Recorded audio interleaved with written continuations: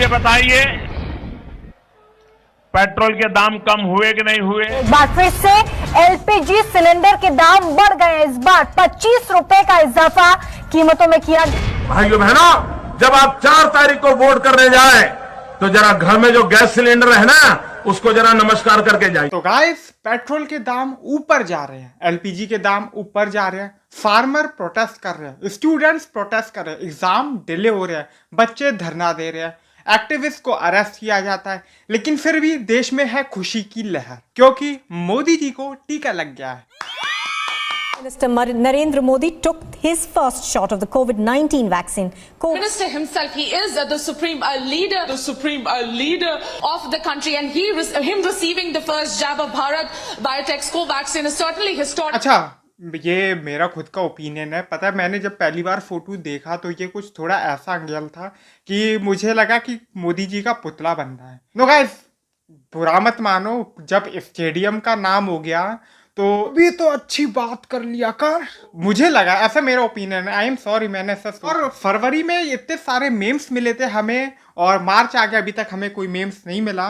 We are searching for the memes. Modi ji give us a joke. Modi ji की मोटी चमड़ी है, उन्हें जानवरों वाला इंजेक्शन लगा, वेटरनरी वाला। मोदी जी के साथ मजाक नहीं। अरे मैं नहीं बोल रहा हूँ, मोदी जी खुद बोल रहे हैं। उसके बाद सर ने ये भी बोला था कि कौन सा वाले सुई लेके आए हो, वेटनरी हॉस्पिटल वाला मोटा सुई ले आए कि नहीं। Joke that we were searching for, Modi ji himself gives to us. कौन सा वाले सुई लेके आए हो, वेटनरी हॉस्पिटल वाला मोटा सुई ले आए कि नहीं। वेटनरी वाली सुई सुना। तो फिर जब मैंने बोला मैं पौंडीचेरी से हूँ, सर ने तमिल में बोलने की कोशिश करे, मुझे वनकम बोले थे। एल्ला विषम मंगल किड़ियुलम। तो फिर हम लोग हंस पड़े वहाँ पे। तो उसके बाद उन्होंने ये भी बोला कि पॉलिटिशियन की चमड़ी बहुत मोटी होती है, इसीलिए मोटा वाला सिरिंज लाना करके। वो हम समझ ही गए थे मोटी चमड़ी क्यों है, क्योंकि जब पेट्रोल के दाम पे नहीं सुना, एलपीजी के दाम पे नहीं सुना, फार्मर प्रोटेस्ट, स्टूडेंट प्रोटेस्ट और ना जाने कितनी कितनी चीजों पे नहीं सुना, तो हम तो समझ ही गए थे। जॉब की बात हो, मोदी रोजगार दो, मोदी जॉब दो से मोदी जवाब दो, गया नहीं सुना। अरे ये सरकार कर क्या रही है? ये बिक गई है गवर्नमेंट, अब गवर्नमेंट में कुछ नहीं है। किसकी सरकार है? लौड़ा का सरकार है। और ब्रेकिंग न्यूज ये चली तो ये लग गई हो पता भी नहीं चला। उसके बाद जब मैंने वैक्सीनेशन दिया सर को पता भी नहीं चला था कि सुई लग चुकी थी। वो खुश थे कि ज्यादा दर्द नहीं कराया करके। अब तो खुश हो जा।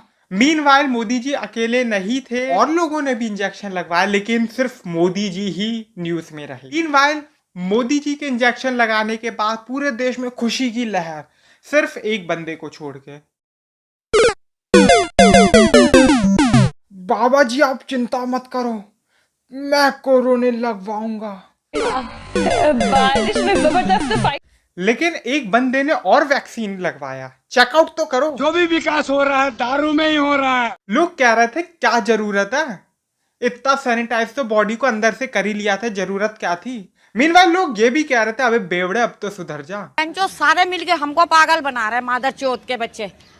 कह रहे थे बेवड़े अब तू 20 दिन तक बिना वैक्सीन के कैसे रहेगा। मीनवाइल एक अच्छी चीज और देखने को मिली इलेक्शन में, ये देखा कांग्रेस और बीजेपी में, जो बीजेपी है वो थोड़ी पावरफुल है बंगाल में, इसलिए मोदी जी उधर प्रचार कर रहे हैं। लेकिन अगर हम बात करें साउथ इंडिया की, तो साउथ इंडिया में कांग्रेस काफी मजबूत है बीजेपी के मुकाबले। तो राहुल गांधी साउथ में प्रचार कर रहे हैं, और थोड़ा कूल मोड देखने को मिला राहुल गांधी का। Can you call me Rahul instead of sir? Okay. Call me Rahul. Can you call me Rahul instead of sir? Okay. Makes me more comfortable. Call me Rahul. Hi, Rahul. Rahul cool attitude, कितने pushups मारे।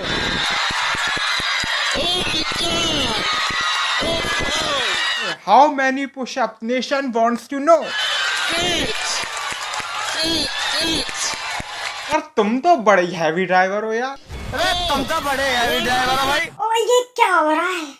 मुझे challenge करने की कोशिश की जा रही है। नेशन वांट्स टू नो, जो प्रॉब्लम है, जॉब की बात हो, मोदी रोजगार दो, मोदी जॉब दो, अनएम्प्लॉयमेंट एक सबसे बड़ा प्रॉब्लम है। हमने जब से देश आजाद हुआ तब से सारे रिकॉर्ड तोड़ दिए, और ये हो क्या रहा है? आशल परिवर्तन चाहिए। मतलब अनएम्प्लॉयमेंट की तो कोई बात कर ही नहीं रहा। जो मीडिया है वो बिजी है, उससे भी बड़ी खबरें कवर करने में। दे आर बिजी अब सुनो। प्रधानमंत्री जो अचानक वैक्सीनेशन रूम में पहुंचे तो वहां मौजूद स्टाफ हैरान रह गया। जो नर्सेस ड्यूटी पर थी वो चौंक गई, थोड़ी घबरा भी गई। Oh my God. जब नर्सेस को पता चला कि उन्हें प्रधानमंत्री को वैक्सीनेशन की पहली डोज देनी है, कोवैक्सीन देनी है, तो वो थोड़ी नर्वस थी। कैसे दिया? लेकिन मोदी ने उन्हें सहज किया, उनके साथ हंसी मजाक किया, माहौल को नॉर्मल किया और स्टाफ को थोड़ा कॉन्फिडेंस दिया। नरेंद्र मोदी ने नर्सेस से मजाक किया। कौन सा जोक सुनाया? कहा कि जानवरों वाली नीडल लाई है कि नहीं। आपने सुना होगा कि नेताओं की चमड़ी मोटी होती है। पहले तो नर्सेस को बात समझ में नहीं आई, जब प्रधानमंत्री ने एक्सप्लेन किया तो वो हंसी। मजाक मजाक में ही माहौल बदल गया और बातों बातों में वैक्सीनेशन हो गया। तो ये नौटंकी चल रही है। ओए तू बहुत मजाक उड़ाता है, रजत जी का भी मजाक उड़ा रहा है। और सिर्फ इसी चैनल पे नहीं, लाइन से आप सारे ही चैनल देखो, सारे चैनल पे चल क्या रहा है। मंत्री मोदी ने, लेकिन साइड इफेक्ट्स दिखाई दे रहे हैं विपक्षी नेताओं में। बुखार आया है विपक्षी नेताओं को। आखिर टीका पीएम को तो दर्द विपक्ष को क्यों? प्रधानमंत्री नरेंद्र मोदी ने स्वदेशी वैक्सीन को पहली डोज लगवाकर वैक्सीन पर सियासत कर रहे विपक्ष का मुंह बंद कर दिया है।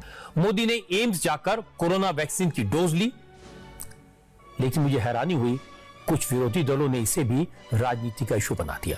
विश्वास की वैक्सीन से भ्रम दूर, क्या कहेंगे विपक्षी? इसी बात पर तो बहस है कि विपक्षी अब भी बड़े बड़े सवाल क्यों उठा रहे हैं कि पीएम को टीका लगा, किस किस को चुभा। एम्स में आज सुबह कोरोना की वैक्सीन तो प्रधानमंत्री नरेंद्र मोदी ने लगाई, लेकिन दर्द वैक्सीन विरोधियों को हो रहा है। टीका प्रधानमंत्री ने लगवाया, लेकिन दर्द कहीं और हुआ।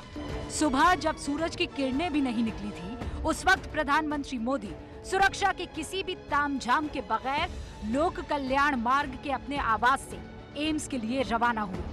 प्रधानमंत्री नरेंद्र मोदी बिना किसी तय कार्यक्रम के एम्स पहुंचे, बिना काफिले के एम्स पहुंचे, बिना सुरक्षा रूट लगवाए एम्स पहुंचे। प्रधानमंत्री वीवीआईपी कल्चर तोड़कर एम्स आए। प्रधानमंत्री की गाड़ी आम गाड़ियों की तरह सड़क पर निकली, रेड लाइट पर 3 जगह रुकी।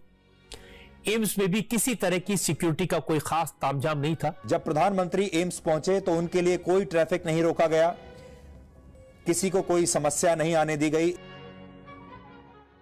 गाइस, मेरी short film pandemic times YouTube पे इस चैनल पे पड़ी है, आप लोगों ने देखी नहीं है तो प्लीज उसे भी जाके देखो। मतलब इस वीडियो के खत्म होने के बाद जाके देखो। अक्सर जो फिल्म्स आती है, टीवी सीरीज आती है, वेब सीरीज आती है, वो कंट्रोवर्सी में होती है।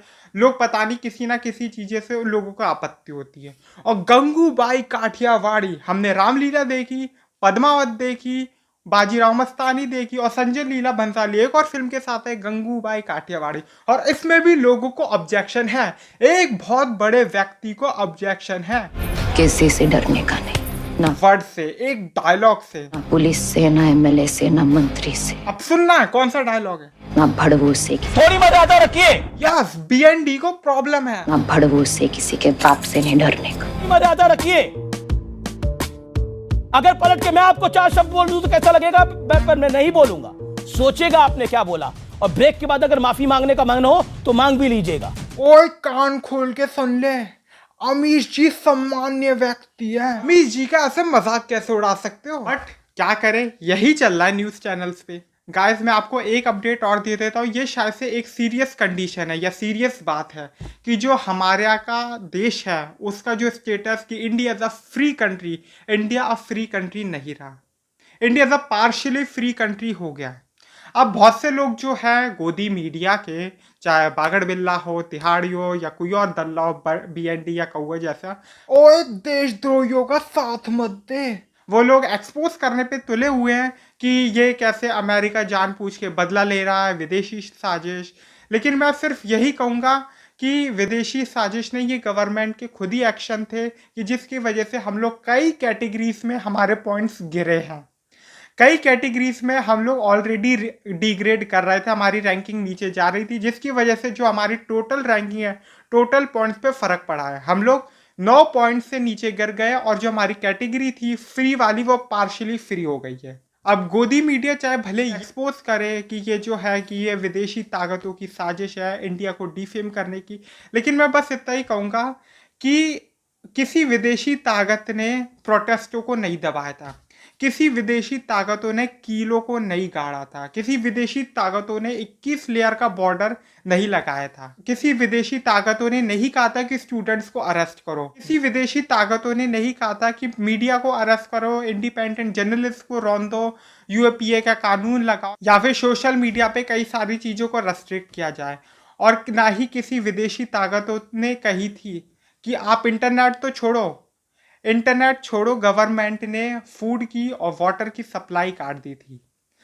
वाटर की सप्लाई ना होने के कारण कई सारे जो फीमेल प्रोटेस्टर थी, जो फीमेल प्रोटेस्ट कर रही थी फार्मर प्रोटेस्ट के दौरान, उन्हें बाथरूम की प्रॉब्लम्स हुई, सैनिटाइजेशन और टॉयलेट्स की प्रॉब्लम्स हुई, क्योंकि गवर्नमेंट ने काफ़ी सप्लाई कट डाउन कर दी थी।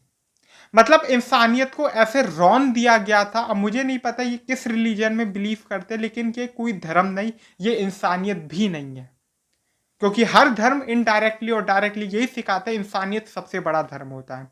एक जानवर है, कम से कम इसमें लोगों से ज़्यादा इंसानियत है।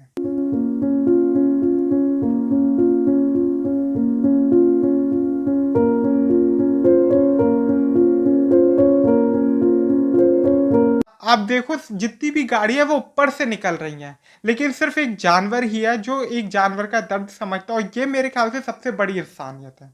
तो गाइस, मेरा चैनल सब्सक्राइब कर दो, इस वीडियो को लाइक करो, शेयर करो ज़्यादा से ज़्यादा, और मेरी पैंडेमिक टाइम शॉर्ट फिल्म भी देख लो। तो बाय बाय, फिर मिलेंगे आपसे एक नए वीडियो में।